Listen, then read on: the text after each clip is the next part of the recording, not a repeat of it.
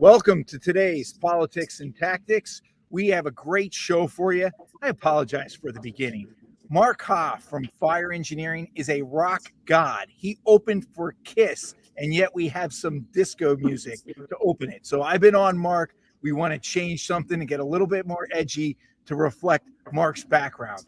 Today we have on with PJ and I, Alex Rivera. Alex Rivera is chief of West Point military institution. He's someone who I view as a consummate professional. He's somebody that I could pick up the phone to, go to for advice, for leadership, or anything else. And I'm also really honored that Alex was one of the individuals that stepped up to review my book. So, Alex, welcome to Politics and Tactics. PJ, can you tell us a little bit about Alex?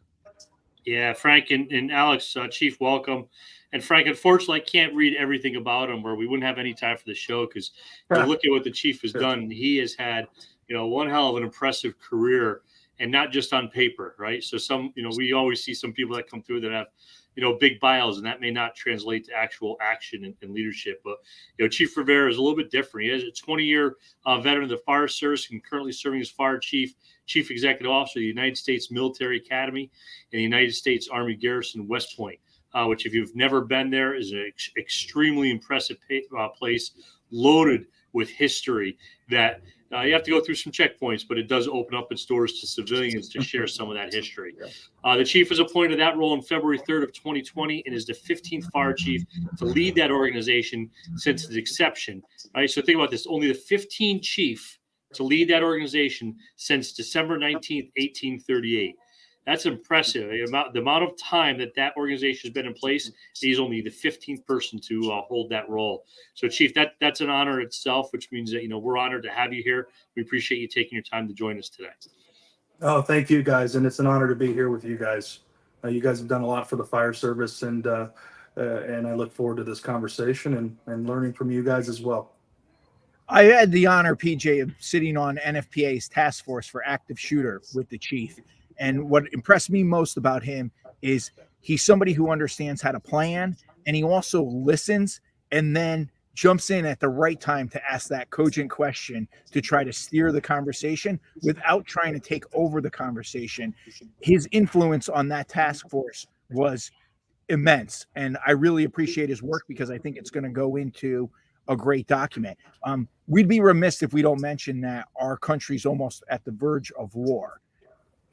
And terrorism, I remember in 1997 getting the terrorism booklet from FEMA that had a picture of the Trade Center on it with those crosshairs.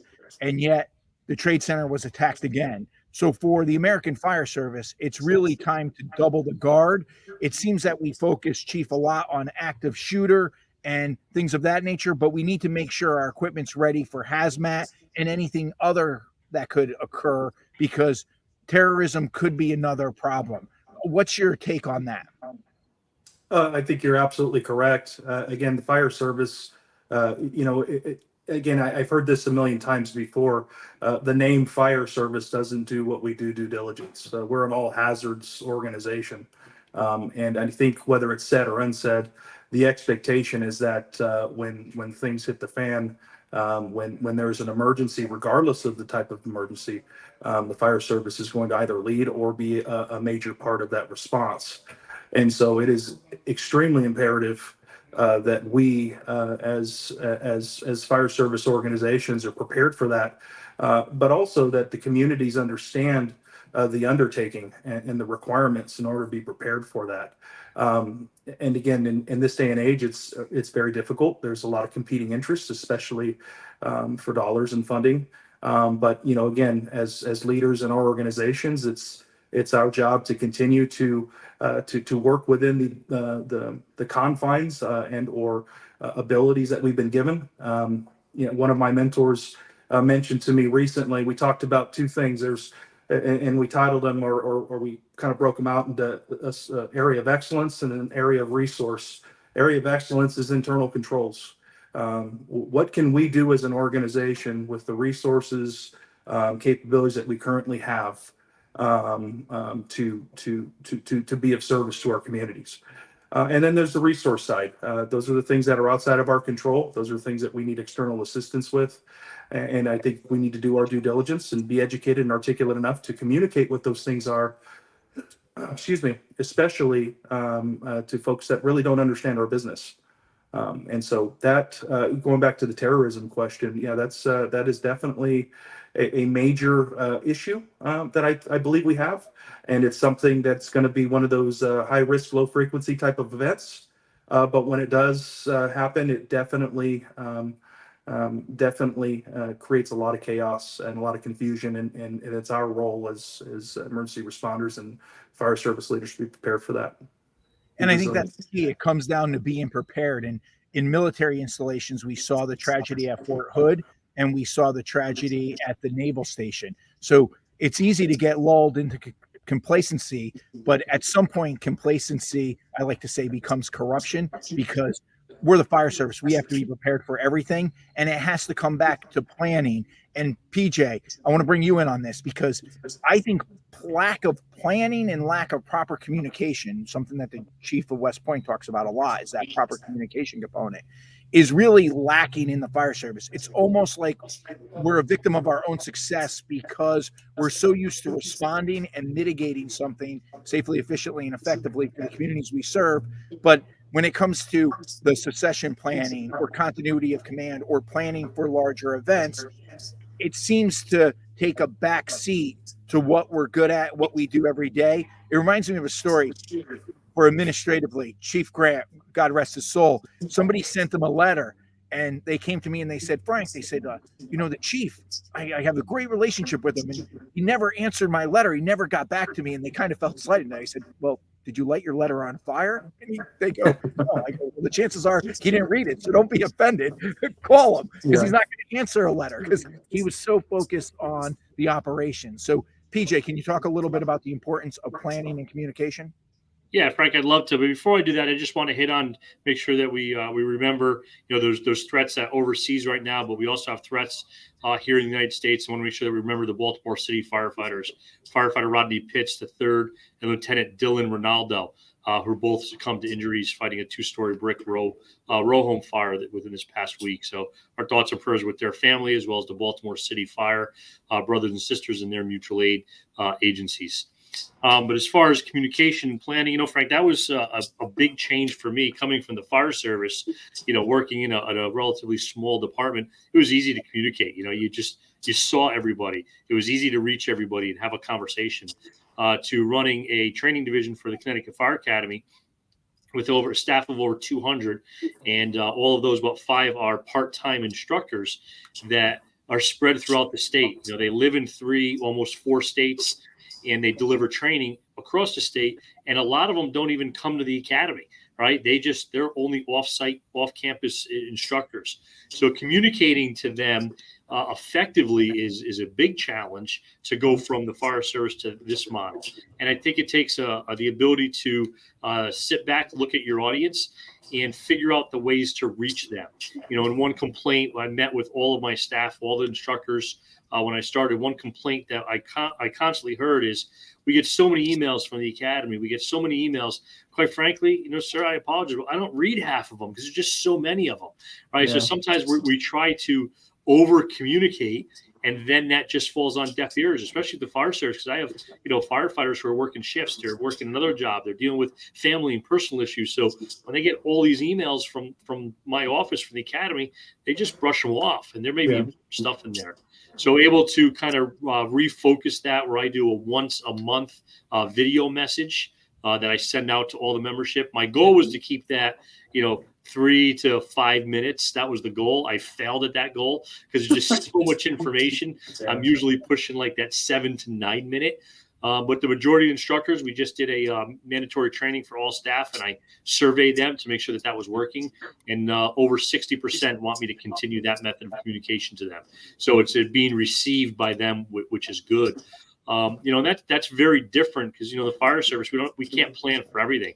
We can have stuff on paper, but when it comes down to it, you have to be able to effectively communicate administratively, but also at the incident. Here is strictly administratively. So thinking back and planning and putting a plan together and sticking to that has paid dividends here at the academy.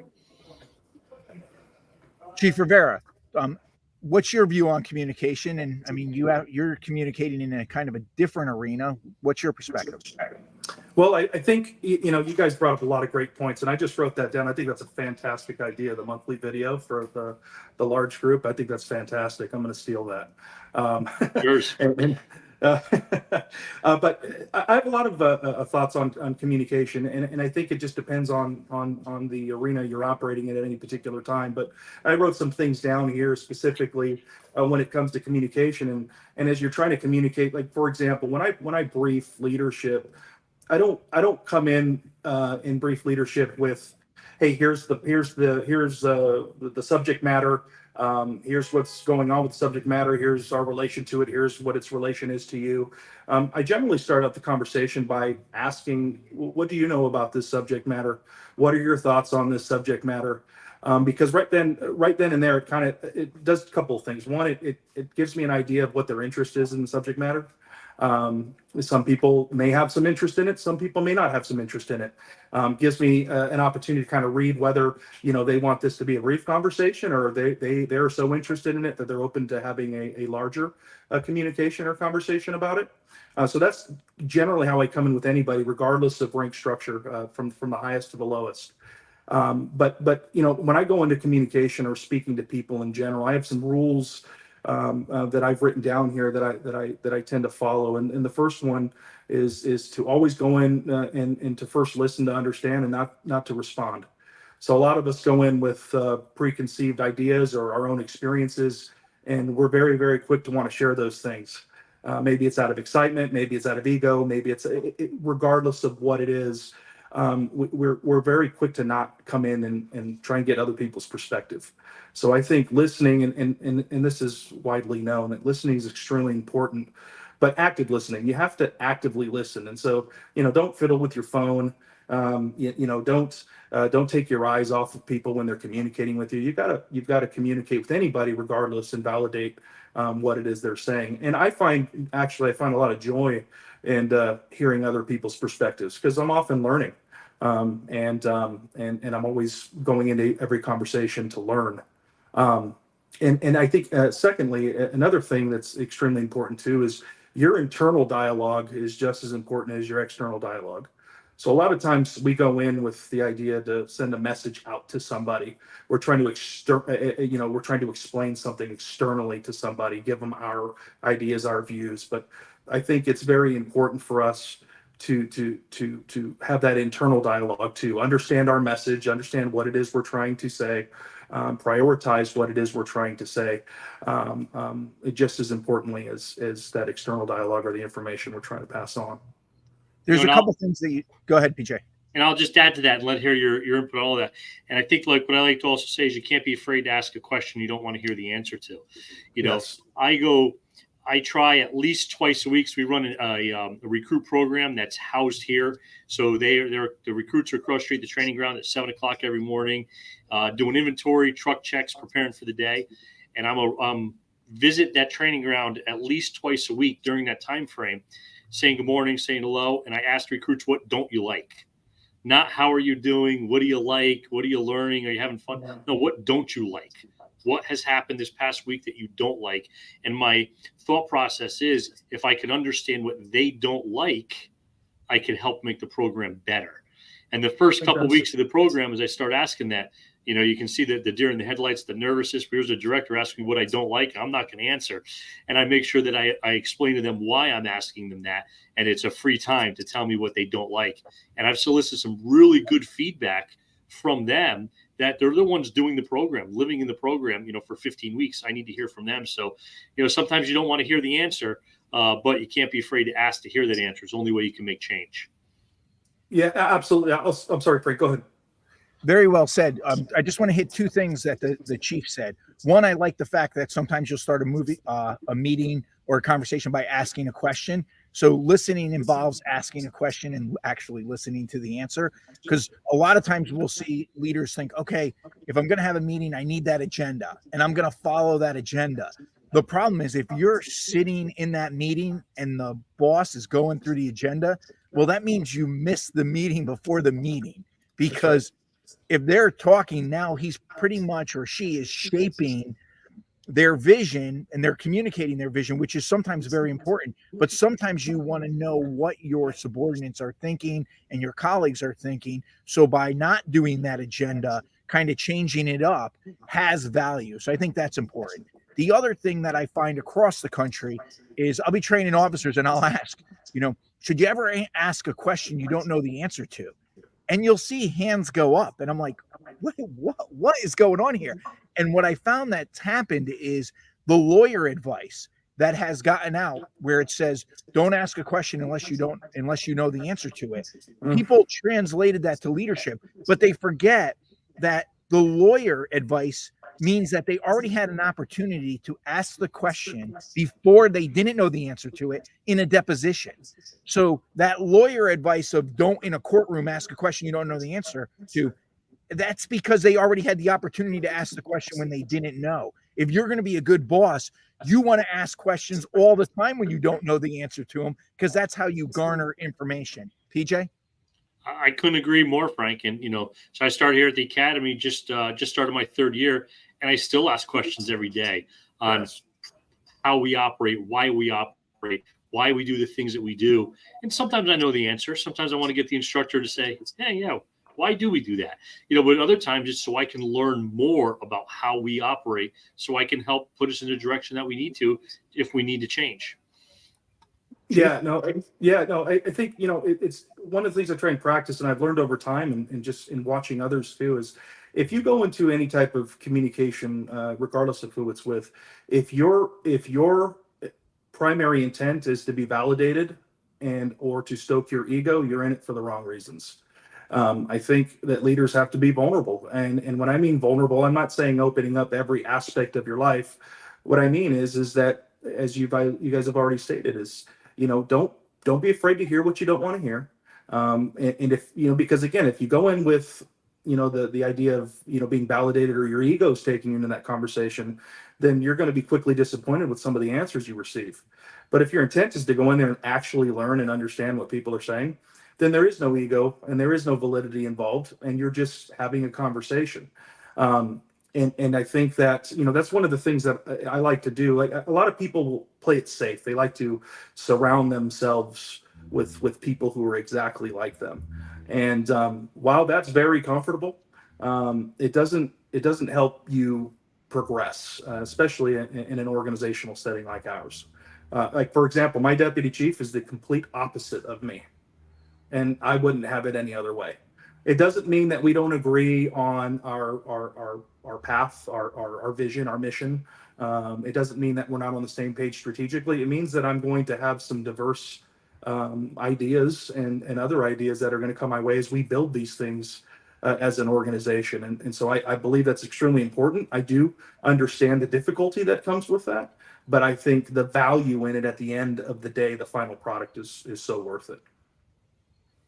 Absolutely. And one of the things that PJ did to get input from his personnel was he met with everybody when he came on to kind of get their feel of where the agency is. But I've talked to a bunch of chiefs since then, and one word of caution for that: if you're going to go into a new place or you're going to interview your subordinates, make sure you meet with your command staff first. Yes. Then go interview the subordinates, because I've seen people and heard of people, they go interview the subordinates first, and then what happens is the subordinates then go to the command staff, and basically it creates a rumor mill, it creates a distrust, and it makes your command staff feel that they're disvalued. So having that initial conversation with your command staff that you're going to go talk and kind of do a listening tour and keeping them in the loop helps build that continuity of command. And PJ talks a lot about succession planning, and Chief, I know that you talked about the importance of that too. I mean, Charles de Gaulle said,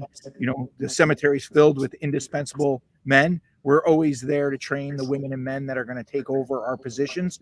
But I think that the fire service is turned off by that word. As much as, we play word, when they hear succession planning, they're almost like, okay, it's the future. It's something I could put off until I want to do it, but it's something I could put off until I have time. I think a better way to phrase the same thing is continuity of command, because continuity of command affects the present. We need to make sure we're all speaking with one voice and we're putting forth the chief's vision, but also continuity of command ensures that you're going to have proper succession planning. Chief of West Point, weigh in. Yeah, no, you're spot on with that. I think the other piece of succession planning, or a lot of what we do here when we succession plan, is as I've built out my succession plan here, it's been focused in on the roles and the requirements of those roles, of those specific roles, what types of skill sets and talents we need in those particular areas. I don't make it personal. I do evaluate my personnel underneath me in terms of where they meet some of those criterion. And especially in the military, you have a lot of changeover at command levels. So there's constant changeover.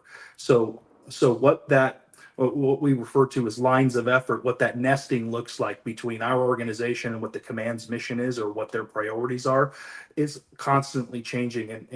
And so what I try and do in my succession planning is as I plan for the future, again, we didn't state this yet, but I'm transitioning away from West Point and taking on a regional fire chief's role for the Marine Corps on the East Coast, and will be the installation chief at Camp Lejeune, MCAS New River. And but again, so there's going to be a transition here in the organization, and having those folks that may be next in line, or even people externally who are going to come in, at least identifying what it is or what it takes to fill this role in order to be successful, not only for the organization, but also to ensure that it's nested with our command and their vision and their lines of effort. So essentially, you're going from the top command in the Army to West Point. Now you're going to the top command in the Marine Corps. Are you prepared for those challenges? Is it the same exact organization because it's DoD, or are there different things because of the different cultures of the different organizations? There's a lot of differences. There are some similarities, obviously, but I think again, the fire service and the military are very closely aligned. I mean, fire service, law enforcement, we're all paramilitary organizations, so there's a lot of similarities in that sense, but definitely the branches do some things different, and there's going to be some learning curves for me as I transition on over to the Marine Corps. Is they do things a little bit different than the Army. They the way they command from higher headquarters levels, even at the installation level, priorities. Things are a little bit different. And so I've already started that learning process, and I'm really excited to get started. But the transition piece is very interesting. That was a very good political way to put the differences between the Army and the Marine Corps, Chief. Well done. P.J., the reason I know that he's going to do so well and why Chief Alex Rivera is such a great communicator is we've been on this show for like 25 minutes now, and he has not given me one military abbreviation. You talk to all the other fire engineering military guys, the Dave McGlynn's, the Steve Hamiltons. We love them, but you need like a dictionary to the abbreviations they talk in, where Alex just tells you how it is. So, Chief, I appreciate it, because every time I have a conversation with two of those great guys, I always have to say, stop. I'm not in the military. Can you please explain the abbreviation? Yeah, well, that's actually a good point, because one of the things that I wrote down in terms of the importance of communication is understanding, who you're speaking to, and understanding that their experiences are different than yours. So you have to, they not everybody's from your world, and so you have to be open to, or you have to know how to communicate with your audience. Now, Pete, the chief talks a lot about the fire service being strategic. Being tactical, and then trying to move to that strategic part, that planning part. And both of you, as top administrators in your field, do you have any insight on that, PJ, on the planning part and the necessity to plan and be prepared? Yeah, so that's a work in progress every day, Frank. I put plans together. I have a plan on paper for the next year of my goals and mission for the next year, and I have some goals and ideas for the following year. You start looking at AFG funding, and you start looking at continuity of the academy and enhancing the academy. Just starting my third year, I'm really just finishing my first 3 years of that I had on plan. And Frank, you know, when I took this position, I prepared coming in. I had a 30-day, 60-day, 90-day, 1 year, 3 year, and 5 year plan for the academy for my interview. So when I came in, I had a plan already, even not being from this organization. And Frank, I've looked through that recently, and man, I knocked off just almost everything, even up to that 5 year plan. So I'm back in the drawing book to making sure that I continue moving that forward, because that was kind of my roadmap. You know, when I started here, I needed a map on where I was going to go and how I was going to operate in that first 30, 60, 90 days.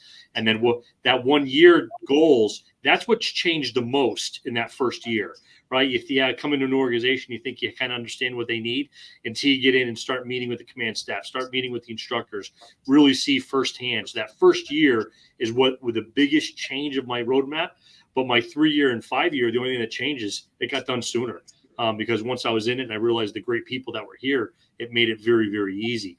But my recommendation is you got to get it down on paper, because if you just leave it up here, one, it's not continuity of command, right? That plan is part of your succession plan. And Frank, you said, you know, a lot of people in the fire service don't like that. And I agree. I think it's not that they don't like it. I think it's that they don't know how to go about doing it. And it doesn't have to be complicated, right? It doesn't have to be this big mass document that covers everything from A to Z. It just has to be those goals, the mission. And then you break those out. Okay, you have this process or this procedure. How do you accomplish that? You know, if you want to apply, you know, one thing, a learning curve for me was just something that many fire chiefs find as simple is applying for AFG grant. Okay, well, my role here, that's the first time I've ever had to do that. So how do I do that?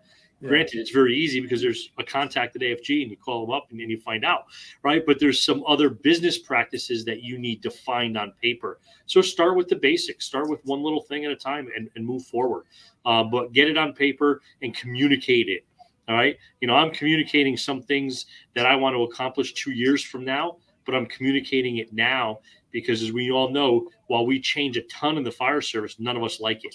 So if we start talking about that change and we can start figuring out how it's actually going to look, let that pendulum swing a little bit from one side to the other until it settles where it needs to be, and talk about those changes, talk about that so you could figure out where you want it to be, but also so your command staff starts to hear it. They get on board. They format their own opinion. So then when it goes to the external customers, it's a seamless message. Yeah, communicating that plan is so critical. And it's not just about, you know, reducing it down to writing. It's working the plan, revising the plan, and putting the plan into action. And it also gives you a way to measure your success. It doesn't mean that the plan can't change, but we do see some people who they got the plan part down. They'll write the plan, and then the plan goes on the shelf and it never gets exercised or worked or revised. And that's a mistake. You got to keep working that plan. Even if you revise it every 6 months or every year, it will then help measure your success in the organization. And, you know, I'm on with two of the greatest planners. I got Alex from West Point and PJ here. And the other one that I know that always works their plan, revises it, and puts it into action is Dennis Rubin. And he's been in every fire department in America, it seems. So if there's anybody who knows continuity of command, it's Rubin, but because he's moving along so much, but he works that plan. And I think that's important. Alex, weigh in. Yeah, a couple of thoughts on because we talked about transition there in the planning and kind of, you know, writing down your goals and your vision, and that is extremely important. I would rewind back just a little bit, and that first step is kind of understanding how to do that, especially in our field where, you know, we come into the fire service as soldiers, tacticians. We are taught and trained to react to emergencies when those emergencies happen. We prepare through training, but our focal point is tactical. We're very, very tactical. We're really good at, you know, responding to emergencies and making quick decisions on the fly in order to mitigate and execute successfully. One of the tough things that I see in the fire service is that transition from a tactical leader or a tactical position is into that strategic role that the fire chief must play, or leaders and organizations must play, because in my opinion, you know, when you get into that strategic role, especially, you know, for guys that, you know, maybe have been promoted internally, as an example, a lot of their guys are used to these guys making tactical decisions on the fly, and that's what they're used to. And then now they see this individual, you know, rise to the fire chief's position, and the firefighters expect those same types of decisions. They expect everything to be done on the fly, right now. We need a decision right now. And as a fire chief, or leader of an organization, you have to slow down. You have to look at the big picture. You have to understand, the causes and effects, not just in one area, but in 10 areas.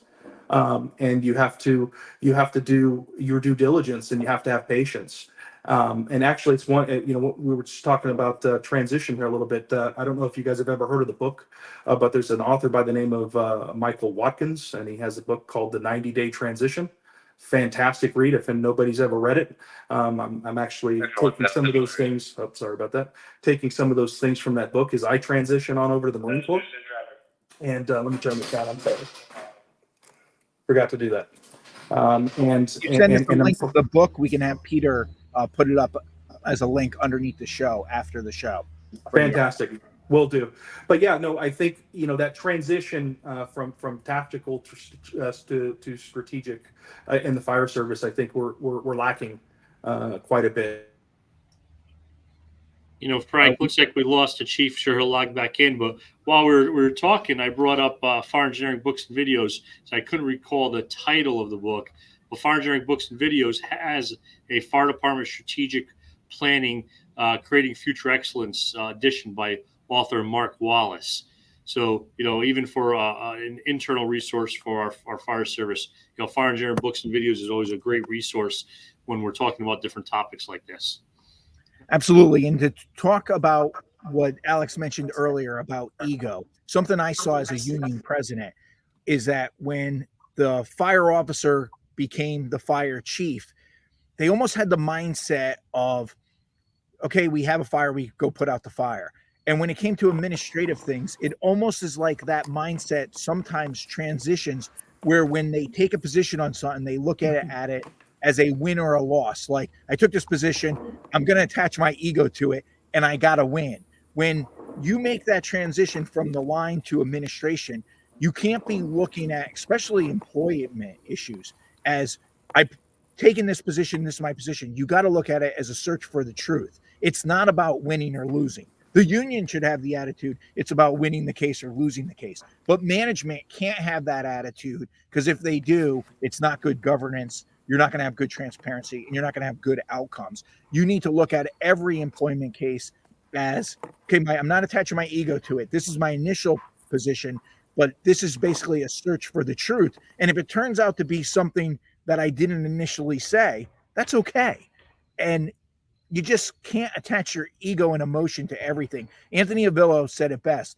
Ego and emotion has no place with leadership and rank. You got to be able to separate yourself from that. We lost the good chief for a second here, PJ, but if you want to weigh in on that. Yeah, I'm sure he'll log back in. I think what a lot of that comes down to, Frank, in fire academies such as mine and departments themselves, I feel don't do a good job at educating us for that next level. They focus on the level that you're on, right? You get promoted to be a lieutenant, they prepare and train you to be a lieutenant. You make captain, all right, here's now what you need to do as captain. You get battalion chief, here's what you do. Well, what about now I became a chief? Who's now going to help me be a chief? Right. And this is something that we're looking at here at the academy, because, we have all of our standard certification programs, 1 through 5, right, that are pro board and IFSAC that to meet the certification level. But we're looking at actually working with a Connecticut fire chief now to build a company officer development program, not a class. And it has multiple phases, from the preparation phase, which is when you decide that you want to seek a promotion.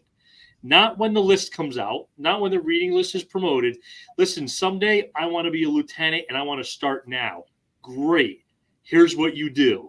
And here's what we provide you. And the first thing is we provide them a mentor. So they get assigned a mentor that follows them through this whole process. So you have the preparation phase, which is when I'm thinking about being promoted. The promotion phase is, okay, now that the test is listed, right? The promotional exam is up. What do you do and how do you accomplish that? How do you navigate that process? And then you've now been promoted. So let's give you some focused education for that title that you received. But now we need a continuing education program. So talking about education every single month for those officers virtually that they can do at the kitchen table in their firehouse with one person or 20 people to further that education. So we're hoping that we can get future officers enrolled in this program. That's a multi-year program where they're assigned a mentor, and we help them from the moment that they decide they want to be an officer to well after they become an officer, regardless of rank. I think that's vitally important. I just had somebody recently, I was talking to Dave Rhodes about this. I had somebody say, how do you become an officer where you never have to wash a dish again? And I said, you be the firefighter that always washes the officer's dish. It's basically being a good follower. I mean, it's not hard in the fire service to do an extra 15 minutes at anything that you're doing in the firehouse, from checking the saws, cleaning, whatever it may be, because we only do cool things 10% of the time. It's that other 90% of the time when you're in the firehouse and you're doing those, making sure the truck's all set up and the engine's set up and the medical bags have the stuff.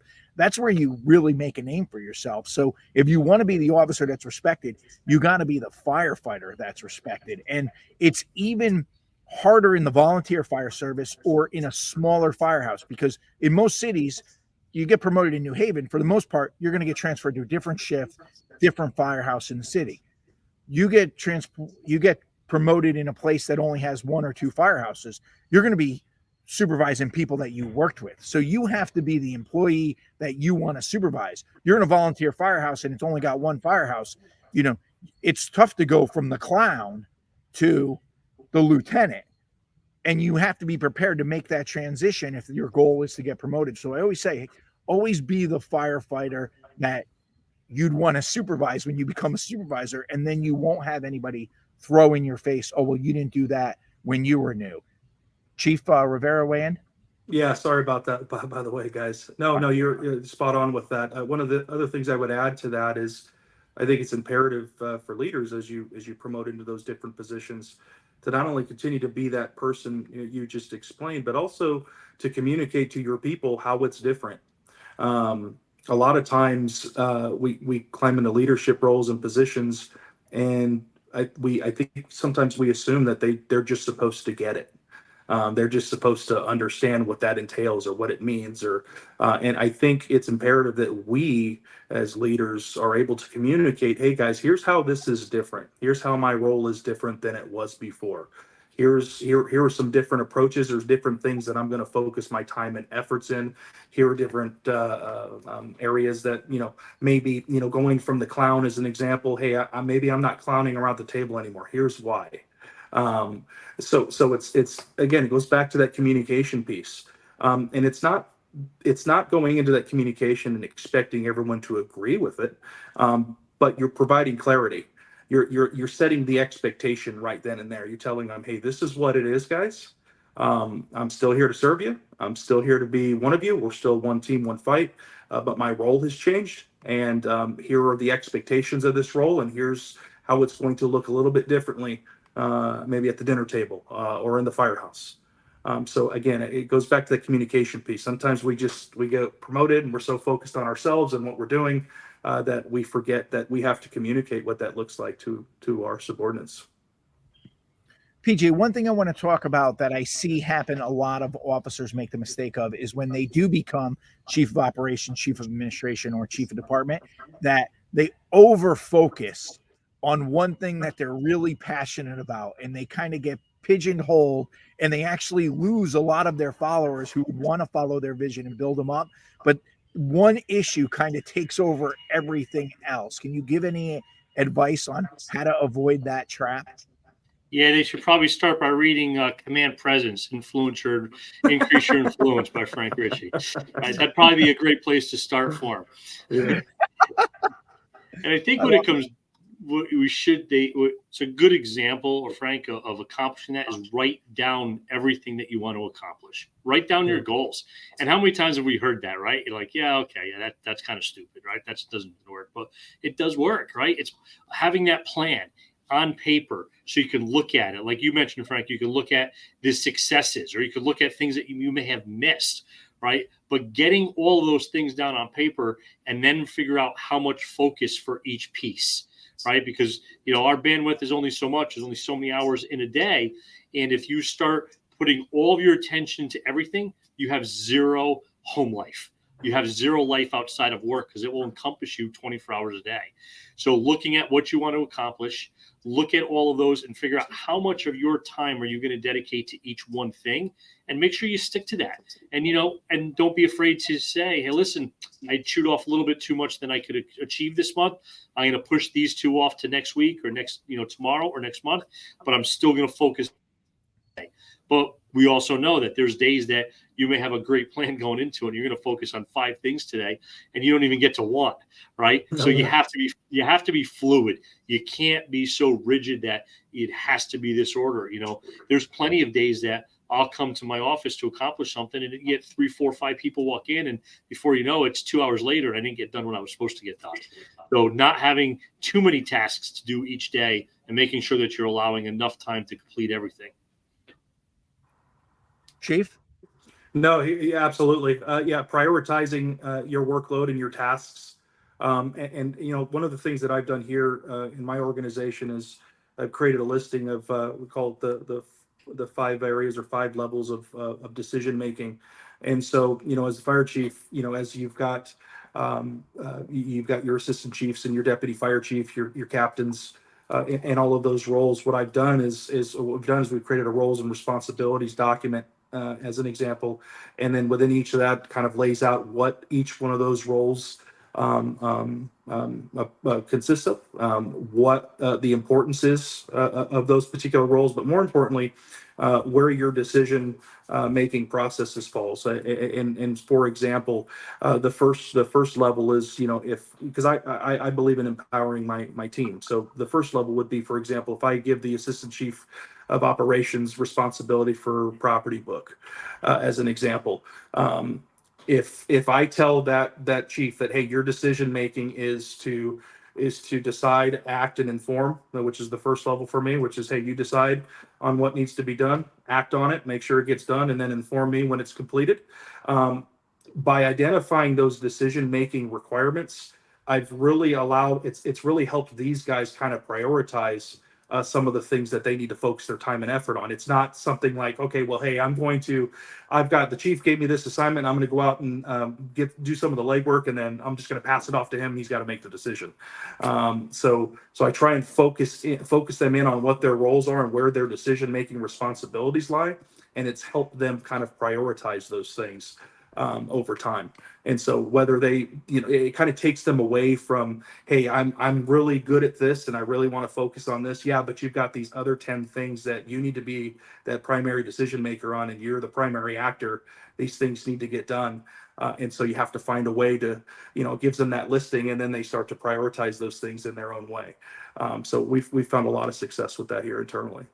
So that sounds like a great way to communicate your vision to your personnel too. So everybody's on the same page, so you have that continuity of command. 100%. I really like that. PJ? Yes. Sorry about that. I was just sending a message to Peter in the background, so I didn't pick up on the end. You caught me screwing off, Frank. That's the question again. That's my job. He uses that roles and responsibilities document to kind of communicate his vision, and in a sense, it leads to continuity of command because everybody's putting forth his vision in the end. Agree, and that's again communicating, right? Communicating the plan, and it seems like every bit of conversation that we have continues to come back to that communication piece on making sure it's clear and effective to everybody at every level. And we talked a lot about listening and asking questions, and all of that goes into, as a chief or an administrator, of shaping your vision. But don't fall into the trap of being a leader by consensus. I always go back to what Henry Ford said. If I asked people what they really wanted, they would have said faster horses. So you got to the chief level or administrative level for a reason. While you want all that input to help build your vision, don't just allow the mob to take your vision from you. You want to still be the leader and put forth the direction of your department or your organization. Chief of West Point, you want to weigh in on it? Yeah, no, absolutely. Again, our vision, our goals, our objectives, that's foundational. And there's certain things that I think lie with the leader of the organization, and that's, hey, where we're going. Like that's my job. My job is to identify where we are going. How we get there, that's where I start to allow some of the input in. But foundationally, it's my job to identify where we are going, and even some of the how. It doesn't always allow for consensus. Some of the what I need to get done in order to accomplish that. That's where you bring in your subject matter experts and you start to empower people to make those decisions. But foundationally, we have to decide what that is, and whether it's popular or not popular. And then going back to communication, it's our job to communicate that to them. And one of the things that I've learned, and it's been hard because I love people, is understanding that not everyone's going to accept it. Not everyone's going to accept the direction. Not everyone's going to accept the vision. Not everyone's going to care enough to understand it. But that still doesn't mean that you don't establish it, and that still doesn't mean that you're not steadfast on it and and holding people accountable to get it done. And more important, I would say more so than accountable, is empowering people to get it done. Chief, I like the way you put it, because Frank, I've heard you say that multiple times, and there's been a part of me that's disagreed with you, but I haven't known how to put that into words. I think the chief did a good job, because there is a time and there's a place and there are certain things in your organization that work by consensus, right? And it's what the chief was saying. It's the how to accomplish things, right? So, yeah. Chief, I like the way you put that, right? We drive the mission, we drive where we're going to go, but I won't micromanage my staff on accomplishing some of those things, on a lot of those things, because they're very good, they're very capable. So this is what we're going to do. How you get there, it's on you, right? I actually agree with both of you 100%, because one of the other things that I say all the time is one of the other traps of leadership is we often find that when we get promoted, we still want to do the cool things we did at the lower rank and not do the new things and our responsibilities. So absolutely. I'll just tell a quick story. I remember the chief of operations coming to me and saying that he had an idea for the placement of the tools on the new heavy rescue New Haven was going to get it. And I was like, are you going to use them? And he's like, what do you mean? I'm like, what do you care? That's somewhere you empower your people. You might have been passionate about tool placement when you were a firefighter or a lieutenant, but you have no role in that, essentially, unless you're trying to standardize all of the equipment in the city. Then you still get the input. You do the committee thing and things of all that nature. So no, I absolutely agree. There's a time and place. What I'm saying is you still have to be a leader. And you see some people fall into the trap of trying to lead from consensus, where sometimes they end up getting on the both sides of the same issue because they're trying to be everything to everybody. And that's what I'm trying to convey, is that when you're the boss, and Alex said it more eloquently than I did, there are times where people are going to disagree with you. You can't just find a way to agree with them. Sometimes you got to push your vision forward. I was going to say the other thing too is, I think it's important to empower people, and I think that that's what people want. But with empowerment comes responsibility. With empowerment comes accountability.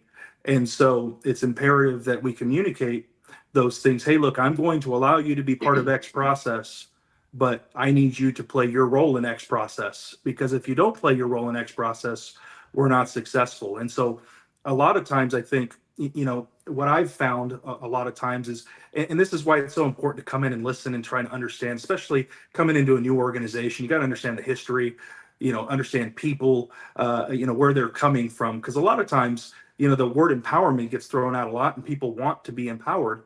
But when they're empowered, then the first roadblock is usually, well, this is too good to be true, or how can I trust that I'm not going to get hemmed up if I make the wrong decision, or if I do something incorrectly.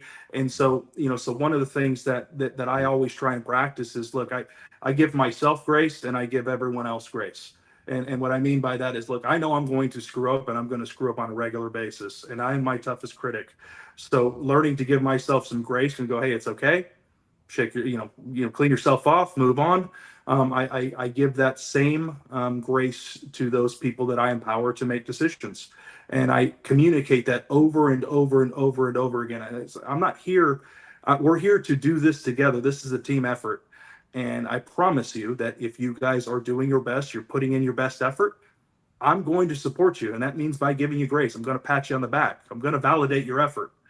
But if you ignore it, if you ask for something and you don't do it, now we've got a problem. And so it's I think communicating and also kind of what's the word I'm looking for? Actually defining what empowerment means, because I think it means different things to different people. And so, if you're asking me to empower you to do something, explain to me what you mean by that. Does that mean that you want to be empowered to, I don't know, wear shorts before 4 o'clock? Or do you want to be empowered to make decisions at a strategic level? We need to kind of define that, and understanding your people allows you to do that. Yeah, today we have some staff meetings today with a vendor, and we're meeting to develop some process and procedures. And I provided information of what I wanted to accomplish, and then another staff member for different divisions says, "Well, how do you want it done?" One of my staff members goes, "It doesn't matter how he wants it done. That's my job. He doesn't micromanage us. He just told us what he wants us to accomplish. We'll get it done." And I was like, well, that's what I want, right? And my staff member wasn't afraid to step up and say it, but he's also recognized that, listen, this is what I want done. It's up to you to figure it out, because that's your specialty. That doesn't impact me. The end decision impacts me. I told you what I want. Get there. Yeah, you make a good point. The end decision. Hey, here's what I want, and here's what I want the outcome to look like. Yeah. Get to it. Yep. That's it. You figure it out along the way, and you're good enough to do it. So get it done. And for our company officers out there that are listening, this kind of starts at that level too, is you want to train your personnel to be able to force the door or pull a line and do those tactical and task level things, so that when you're on the fire ground, you don't have to micromanage them. You could just say what you want done and let them go to work. And then if plan A is not working, you could push them a little to plan B. But if you train them properly and you're training them, you shouldn't have to be micromanaging your firefighters as well. I mean, when I was in New Haven, I never had to pull up and tell somebody what size line to pull. They already knew what my vision was. And on giving grace, Chief, I think that that's brilliant. And one of the things that PJ knows him, Chief Black used to do whenever he would talk to somebody is, if somebody did something here or there, he would start the conversation off by saying, like, what was your thought process, to get more information. And sometimes the person's thought process would allow him to give them that grace. I think Alex got a bad connection here. Yeah, my impression, Frank, is he's still on with us. We just can't see him. I think it's his camera. He's popping up now. Oh, okay. So yeah, what's happening is I keep getting phone calls, and then I'm closing out the phone call, and then I can't hear what you guys are saying, and I don't know how to put the volume back. So I'm just. Hey, Chief, you're making how did you make, if you don't mind us asking a personal question, you're going to be moving your family from either Pennsylvania or New York, I would assume, to now a new part of the country. How did all that kind of come together? I'm curious. Well, it's a big step. I'll tell you. So we've lived in the South before. My family and we lived in South Carolina for 2 years. I absolutely love the South. We have a home there still. My daughter graduated high school in South Carolina. And then when the opportunity to come up to West Point happened, I moved my family up. My son, who was in 8th grade at that time, went to high school here in Pennsylvania, where I live. So how the job came about. So actually going back there was pretty exciting for the family, I believe. My kids are a little older. My daughter's 24, my son's 20. My son actually plays college football, and he's still in college, and he's in his junior year. So, there's a little, there's a little bit of, oh God, mom and dad are moving initially, but they're going to come down and follow at some point, I believe, I hope. But if they don't, that's okay. They're adults. But how this came about was, again, I think I know a lot of people in the DoD fire service. I was looking for a new challenge, and looking for bigger mission set. Camp Lejeune is very big. It's very busy, and I'm looking forward to working for some good leaders. I know some leaders there. I'm looking for some. I was just looking for a change, and I think that I found the right place. I'm pretty excited about it. You should I'm be. interested to get you back in 6 months to hear how you were received coming from the Army to the Marine Corps. That'll be a good conversation. It'd be Oh, great. I'm sure. Yeah, I'm sure that'll be a great conversation. To be honest with you, I think we're all a pretty tight knit community. You have a lot of people in every branch from who may have served in other branches, and so it's not uncommon. But He's a it is- busy man. It's not like you're going from the fire service to the law enforcement community. Yeah, that's a good point. That would be a pretty huge transition. But I'll say, I'm very, very excited to, I'm going from an institution where we train future leaders, and I'm going from that institution to an institution where we've got trained Marines ready to go to battle. And so I am looking forward to serving them and helping them along the way, taking care of their families and their communities, especially when they're gone and deployed. For me, I'm not just a fire chief, and my organization is not just going to be the fire service. We're going to be an outreach organization as well. We're going to start an intern program with Marines to come in, those who are transitioning out. Maybe they may be interested in the fire service, and we want to bring them in. We want to bring them to dinner. Look, it's simple things. This is a community, and these guys go out and they serve our country and they put their lives on the line, and that's the least we can do. So that's what we plan to be. That's a great idea. Is that a common thing in the service to kind of do that intern program if a Marine's looking to transfer afterwards? I couldn't tell you. I know we have one here at West Point. It's been very, very successful for transitioning soldiers, and it's been very great. The guys have been fantastic. My team is amazing. I've got some of the greatest firefighters, and I put them up against anybody. They're amazing at what they do.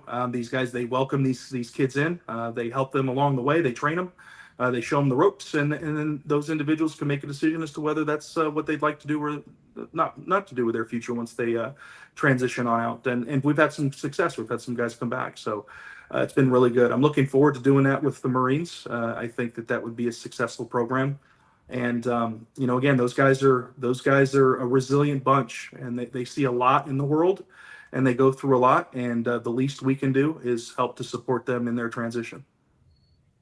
Very well said. I think that's great. We'd be interested to hear your success in that program as it goes on. That's something that should be duplicated, because really, I as a training officer in New Haven, I found that individuals that came from the military already had a leg up in the academy. One, their physical fitness was there. They had that kind of military bearing, and they knew how to follow directions.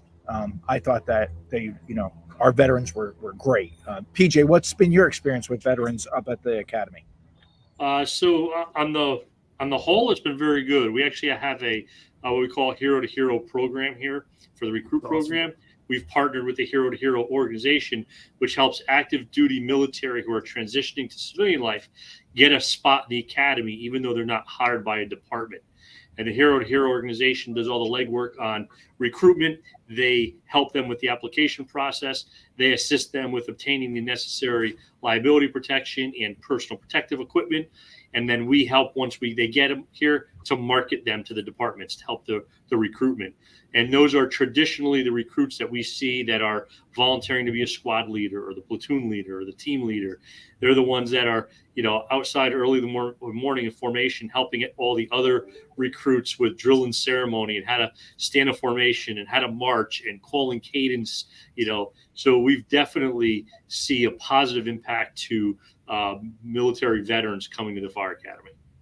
I think that's great. And God bless our troops, and God bless the DOD who keeps their families safe when they're away. And Chief Rivera, it was an honor to have you on the show. You're always welcome back. We wish you the best luck in your new endeavor. We think you're going to succeed, and it's going to be great. And, you're one of those chiefs that I wish I could have worked for, because what do you call it? Every now and then you see people and you see how they carry themselves and how they treat people, and they have that command presence. They're calm, confident, and competent. And it's been an honor to have you on the show, and we'll give you the last word taking us out. Hey, I just want to say thank you guys very much for having me on the show. And it was an honor to speak to the two of you. You guys have had a major impact and influence on the fire service. and I know that you guys will continue to do so. I look forward to further collaboration and info sharing and mentorship and coaching. And I definitely will be reaching out to you guys and for advice and I hope to keep that going. And I hope I could take some of those things and what I've done here at West Point and in my career and translate that on over to the Marine Corps. So I'm really excited. Hoorah. So we're going to view your successes if you can get Hamilton and McGlenn to stop using acronyms. So that's a hard road. That's the new measurement of your success. PJ, last word. Thank you, Frank, for this opportunity again. Thank you to our engineering chief. It was a pleasure to meet you. I hope our paths cross again. And of course, we'd be remiss to say, don't forget to sign up for FDIC. All right, FDIC, book your rooms, book your travel. Don't miss out on FDIC 24, shaping up as always to be even better than last year, which is always hard to believe it could be better, but every year it gets better. So don't miss the opportunity to join us in Indianapolis. All right, thank you. That's it for Fire Engineering, Politics, and Tactics today. Thanks for Peter for running things behind the curtain. Peter, you can take us off.